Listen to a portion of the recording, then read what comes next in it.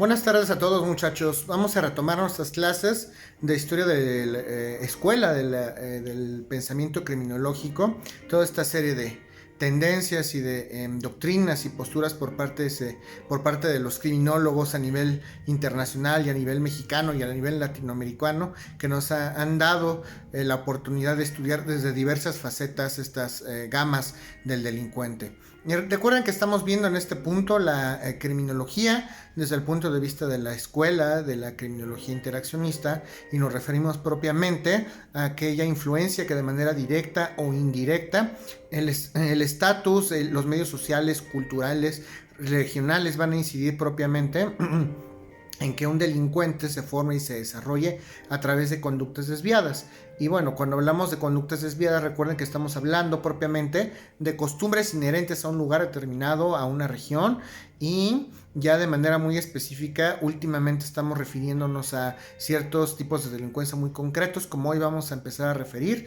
Nos vamos a referir a la delincuencia juvenil. Vamos a retomar por ahí a un par de autores, y me refiero a Clownard y Olin. Clownard y Olin, y estos señores se refieren propiamente a las características o a los comportamientos que se pueden desempeñar en los vecindarios hoy por hoy. Los delincuentes, ¿qué pasa en esos vecindarios? ¿Qué pasa en estos lugares, en esas colonias, en esos barrios, para que las personas desvíen su conducta y propiamente se vuelvan unos delincuentes? Pues bueno, ahí podemos analizar un cúmulo de factores para determinar y para entender que los delincuentes, dependiendo del lugar donde se encuentren y se desarrollen, pueden desviar su conducta debido a que no tienen oportunidades legítimas de empleo.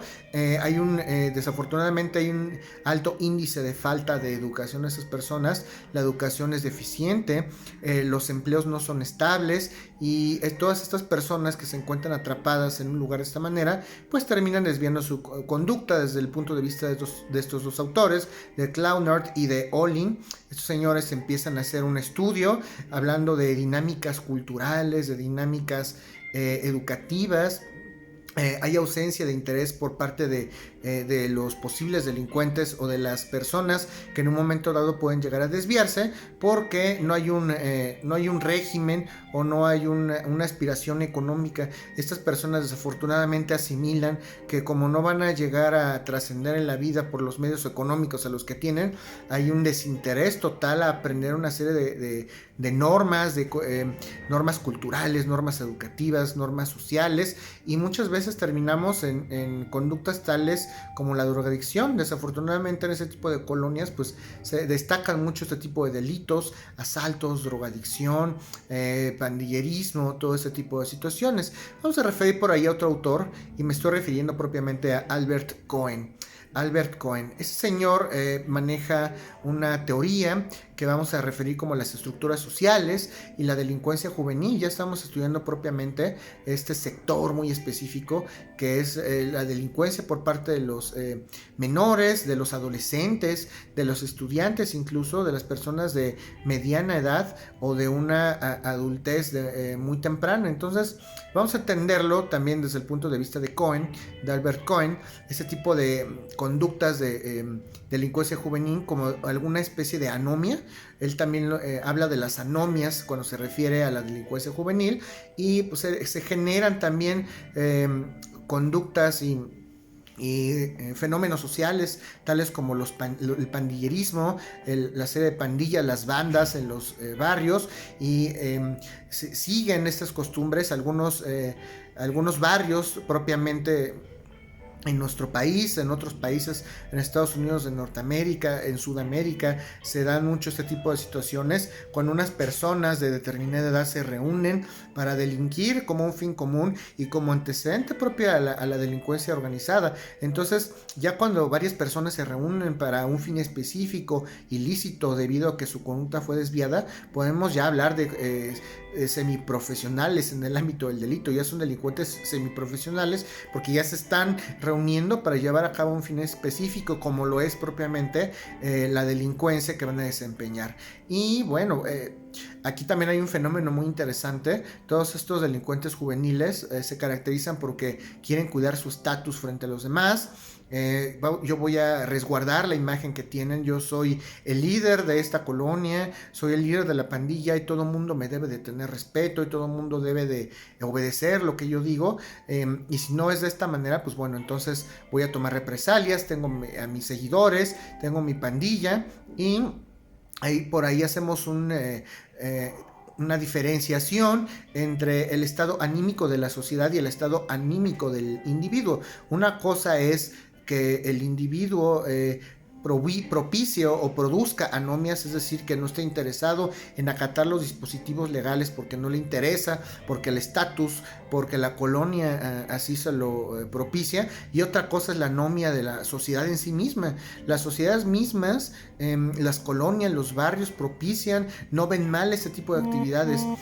Todos estos delincuentes que se desvían por cuestiones de autoridad, por cuestiones de aprobación por parte de su barrio, por parte de las personas que quieren, por parte de sus familias, propicia una serie de conflictos entre ellos mismos. Entonces hay que entender que existe una crisis a nivel individual por parte de estas personas, y ahí por ahí también se han hecho estadísticas en las colonias, en todos estos barrios, para poder saber cuál es el mayor índice de delitos que se da por colonias, por barrios, por bandas, y cómo es que pudiéramos llegar a reducir con base en las estadísticas este tipo de conductas criminales. Y el resultado de las estadísticas arroja que el mayor número de personas cuya autoridad fue reconocida en el barrio, en las colonias, reduce esencialmente el índice de la delincuencia.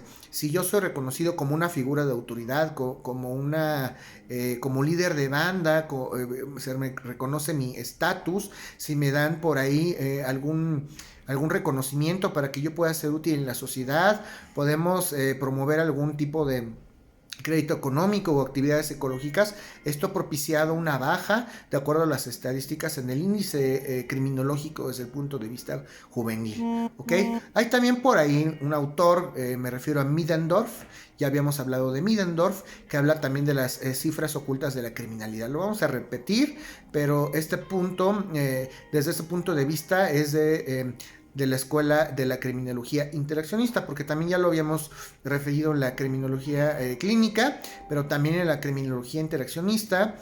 Vamos a referir a este sociólogo en una obra por ahí que maneja él, que se llama Sociología del Delito, Middendorf y su famosa Sociología del Delito.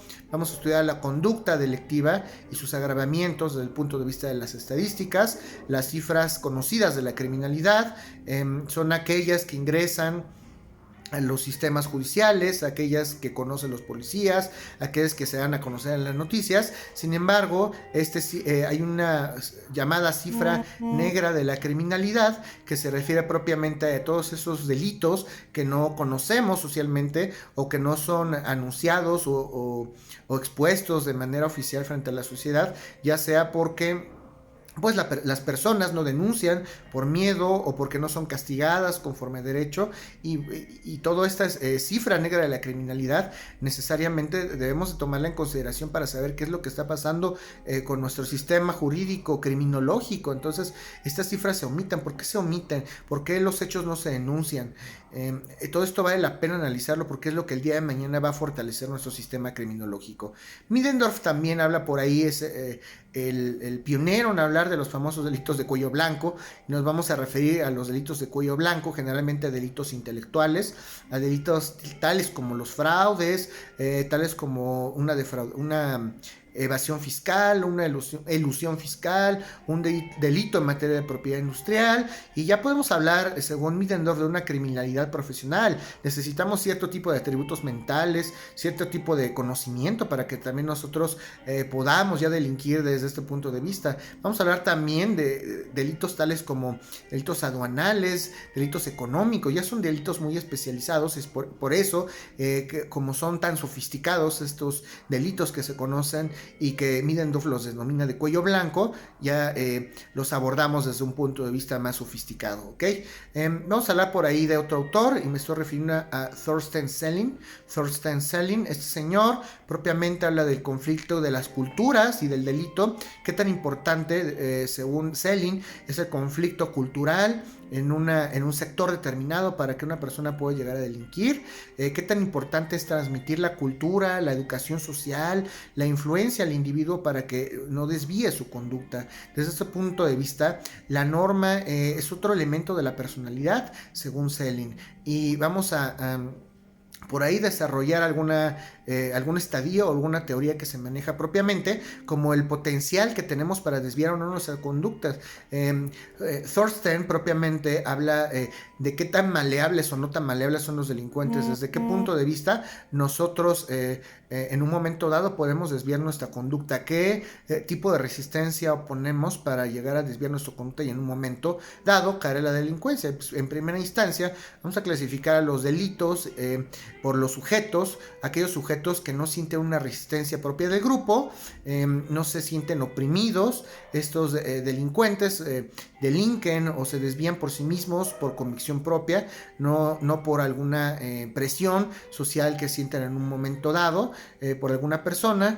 Hay también delincuentes que se desvían por cuestiones que simplemente perciben en la familia, perciben en sus grupos sociales, con sus amigos, con sus familiares. Hay sujetos que perciben a la resistencia como parte del grupo de manera reducida. De alguna manera se resisten a delinquir, a llevar a cabo este tipo de conductas delictivas. Sin embargo, en un momento dado pues pueden llegar a incidir en conductas delictivas por cuestiones de necesidad, por cuestiones de aprendizaje, por cuestiones culturales, y hay propiamente sujetos que simplemente perciben una total resistencia al grupo, son de mente un poco frágil, un poco débil, son personas manipulables, y este tipo de personas o de delincuentes que incidan en conductas delictuosas es porque se dejan influenciar propiamente por un grupo social o una persona determinada, ¿ok? Vamos a hablar por ahí de otro autor y me refiero a Edwin Sutherland, que se refiere propiamente a la teoría de la asociación diferencial. Y para hablar de la teoría de la asociación diferencial, vamos a definir algunos factores, algunos estadios o algunas características básicas de esta escuela criminológica para que ustedes la puedan discernir. Si ustedes escuchan alguna de estas características, vamos a poder referirnos propiamente a la escuela de la asociación diferencial, ¿ok? Generalmente cuando hablamos de asociación diferencial nos vamos a referir a delitos de cuello blanco, como decían por ahí otros autores como Mirland, etcétera. Son personas con un alto índice de inteligencia, tienen un coeficiente intelectual alto generalmente. La conducta desviada muchas veces se aprende de valores criminales. Todo este tipo de conductas delictivas se aprenden. Todo este fenómeno de la criminalidad se toma como una escuela desde el punto de vista axiológico y desde el punto de vista ético, desde el punto de vista moral, desde el punto de vista personal. El aprendizaje del delito requiere un proceso activo y constante. Es como es un proceso de aprendizaje y es como una labor constante y diaria que las personas van a llegar a cabo. Se esfuerzan realmente en aprender estas conductas, dedican el tiempo a ello. Es una carrera completa, una carrera de profesión. Por ahí la influencia que pueden tener desde el punto de vista criminal depende también del grado interpersonal que el individuo tenga por ahí con sí mismo y con el ambiente en el cual se ve desempeñado. Y hablamos de verdaderas técnicas criminales cuando nos referimos en ese sentido a este tipo de asociaciones diferenciales. Se crean y se desarrollan como buenos delincuentes técnicas específicas para cometer delitos más sofisticados, delitos más complejos. Cuidan un poco más el quehacer y el modus operandi al momento de cometer este tipo de actuaciones y modos definitivos. Empiezan a crear un caló, definiciones y el lenguaje propio. Ya estamos hablando de una subcultura propia del delito. Cuando hablamos de barrios, cuando hablamos de zonas, de colonias, ya tienen un lenguaje propio, único, referente. Por ahí estaría interesante, no sé quién de ustedes haya visto la película de Naranja Mecánica, también es un claro ejemplo de esto. cuando empiezan a desarrollar un calor al momento de hablar y el momento de referirse entre los propios delincuentes. Por ejemplo, al hablar de cigarrillos se referían a cancrillos, tener un lenguaje y una acepción propia, y así es como lo hacen en estos grupos sociales. El delincuente pues aprende desde diversos puntos de vista, aprende a interactuar con los propios delincuentes, a comunicarse con ellos mismos, y es por eso que desarrolla un lenguaje en sí mismo propio. Implica una asociación, la asociación diferencial implica un verdadero método de aprendizaje para el delincuente. El delincuente es un receptor pasivo de los métodos criminales. Pasan prácticamente de generación a generación todos estos métodos, y realmente son subculturas muy arraigadas a nivel regional, ¿ok? Eso es lo que hay que decir de la teoría de la asociación diferencial. Vamos a hablar por ahí de una escuela interesante que se le conoce como el interaccionismo crítico. Dentro de la escuela de la criminología interaccionista vamos a hablar del interaccionismo crítico. ¿Y qué es el interaccionismo crítico? Pues el interaccionismo crítico es propiamente una rama de esta escuela de la criminología interaccionista, que pone, igual como lo referimos en un momento dado en la criminología clínica, pone en duda todas las instituciones, toda la labor, las cosas se están haciendo bien, las cosas se están haciendo mal, qué tan malo, qué tan degradado o qué tan mal preparados están nuestros cuerpos policíacos, nuestras autoridades jurisdiccionales, nuestras fiscalías o ministerios públicos. Incluso la propia criminología la cuestiona, por eso es crítico. Es importante entender nuestras carencias, nuestras deficiencias a nivel doctrinal, para que nosotros en un momento dado podamos desarrollar en determinado momento en el ejercicio profesional nuevas técnicas o situaciones perfectibles para que cada vez nuestro sistema penal sea mejor. Y por ahí destaca algún autor, un par de autores. Me voy a referir a Howard Becker y Chapman y Lemery, quienes hablan por ahí sobre el control social en la conducta desviada. Dicen por ahí que el control social provoca la conducta desviada, y esto quiere decir que entre más nos cuestionen y nos presionen nuestras instituciones, y no desde el punto de vista jurídico, sino desde el punto de vista institucional, desde el punto de vista prohibitivo, entre más presión exista por parte de las autoridades y de las instituciones públicas, más propensos estamos a desarrollar una conducta desviada o criminal, ¿ok? Hasta el día de hoy lo vamos a dejar ahí, muchachos. Les mando un gran saludo y recuerden que estoy esperando sus videos. Les mando toda la salud, toda la energía del mundo, y sigan por favor con esta labor. No descuiden sus clases, que estamos en puntos críticos para poder desarrollar lo que falta de este semestre por concluir. Saludos a todos.